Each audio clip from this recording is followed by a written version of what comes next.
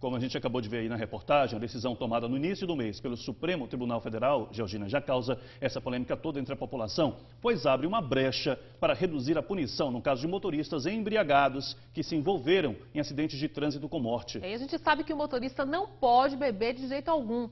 Ao vivo, a repórter Adriana Oliveira conversa com uma advogada especializada em direito criminal sobre esse assunto. Bom dia, Adriana. Bom dia, Georgina. Bom dia, Ricardo. Olá a todos. Nós estamos aqui com o advogado especialista em direito criminal, o Taurino Araújo, que vai ajudar a gente a entender na prática o que muda com essa decisão do Supremo, que passa a considerar agora, pelo menos em um caso, culposo e não doloso. O que significa isso para outros casos?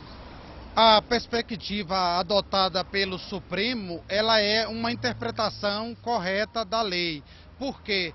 Porque as infrações de trânsito e os fatos que acontecem no trânsito, eles decorrem de negligência, imprudência e às vezes de imperícia e não poderiam, no caso, ser punido a título de dolo. A culpa é o que transparece, muitas vezes até culpa consciente, porque na verdade o infrator não quer o resultado morte. Agora, para entender isso melhor, porque é complicado, quando a gente pensa que só o beber e dirigir já é uma infração gravíssima, como considerar que essa pessoa, sabendo que dirigir depois de ter ingerido bebida alcoólica, ela está ciente dos riscos que isso pode levar, como uma morte no trânsito, como considerar que isso não houve a intenção? No caso, o direito penal, ele trabalha com desvalor de resultado e desvalor de conduta. Se há uma morte no trânsito, isso é um desvalor de resultado. Vamos ver a que título foi praticado o fato. Se houve intenção de matar, é dolo. Se não está demonstrada a intenção de matar, é culpa e deve ser interpretado como tal. Mas no momento que a pessoa bebe, dirige, já sabe que há esse risco, não há intenção? Não haveria intenção, porque o sujeito não quer o resultado. Ele só quereria o resultado se, por exemplo, ele beber com a intenção já de matar, apenas como um estímulo para o instinto criminoso que ele teria demonstrado antes. Doutor Taurino, bom dia. Ricardo aqui no estúdio, tudo bem? Bom dia, Ricardo. Seja bem-vindo ao Jornal da Manhã, doutor.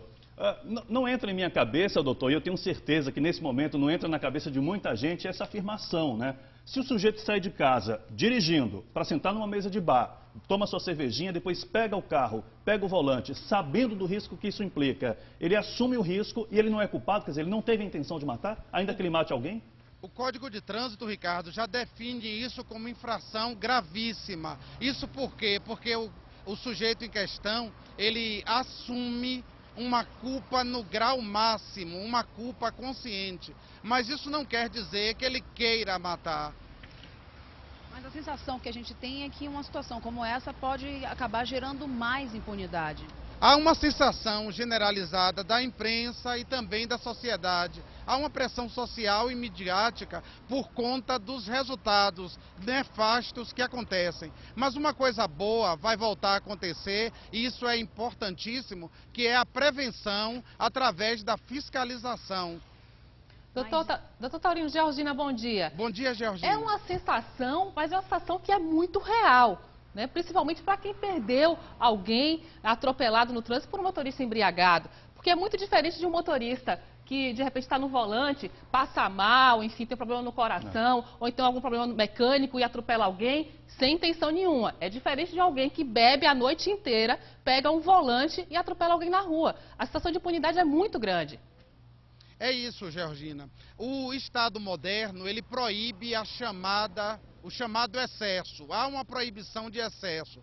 As decisões judiciais, elas devem primar pela racionalidade. E houve uma promessa desde a Revolução Francesa que as pessoas só seriam punidas pelos comportamentos que elas explicitassem com a intenção explicitada e certa. No caso do crime de trânsito, o que é que acontece? Quando há uma morte, a pessoa teria agido por culpa consciente, mas jamais dolo. Não há explicitada uma intenção de matar. Agora, doutor, o senhor não acha que qualquer motorista sabe que se pegar no volante embriagado, aquele volante passa a ser uma arma?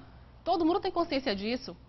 Tem consciência e o que é importante é o seguinte, que esses processos eles corram rápido e que as punições, independente do tamanho, venham de modo certo. As punições não são só de ordem criminal, mas de ordem administrativa e também de ordem civil com as indenizações. O Brasil, doutor Taurino, é conhecido no mundo inteiro pelas leis que tem, né? Leis consideradas de vanguarda, leis modernas, ainda que muitas delas não saiam do papel. Essa decisão não é um retrocesso?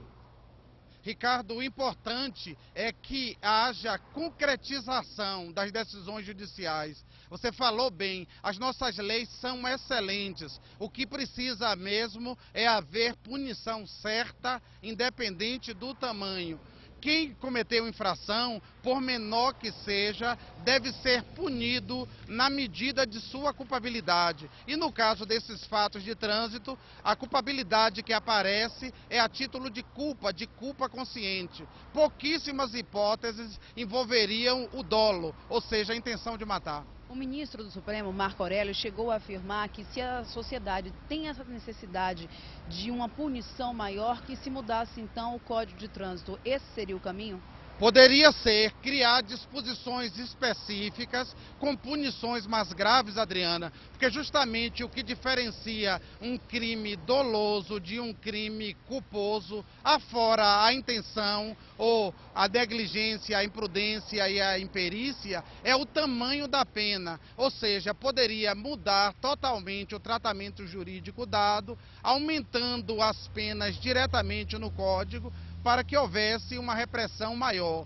Segundo o que está no Código e a compreensão doutrinária e jurisprudencial, essas hipóteses dos fatos de trânsito são de modalidade culposa, se muito. A gente mostrou na reportagem o caso dos idosos que iam numa direção, na mão deles, e um taxista na contramão acabou atingindo, provocando a morte do casal. Nessa situação, por exemplo, não é um exemplo claro de um crime doloso? Uma coisa que nós precisamos delimitar é o seguinte, é que o Supremo julgou um caso concreto, uma hipótese em que ficou provado meramente que o agente teria dirigido embriagado. Aí o ministro Fux, que divergiu da ministra Carmen Lúcia, afirmou que o mero fato de dirigir embriagado não faz presumir uma intenção de matar. Doutor Taurino, você não acha que essa decisão do Supremo também abre uma brecha para outros crimes de trânsito? Por exemplo, já que alguém está dirigindo embriagado, mata alguém atropelado e não pode ser, enfim, não tem culpa nisso aí, não tem dolo, né? Uma pessoa também que dirige sem carteira de habilitação, irresponsavelmente, e atropela alguém, também não teria dolo. Mas aí, Georgina, os casos que eles têm que ser analisados de um a um. A função de julgar é sempre uma função praxista. Você não pode pensar apenas por sistemas, porque senão poderia cometer injustiça no caso concreto. As estatísticas de trânsito, de acidentes, é muito alta e por conta dessa pressão é normal que haja um clamor e uma preocupação. Mas o que acontece, eu até comentava com a Adriana, os fatos que discrepam, que chamam nossa atenção, é claro que eles devem ser discutidos por toda a sociedade, noticiados pela imprensa.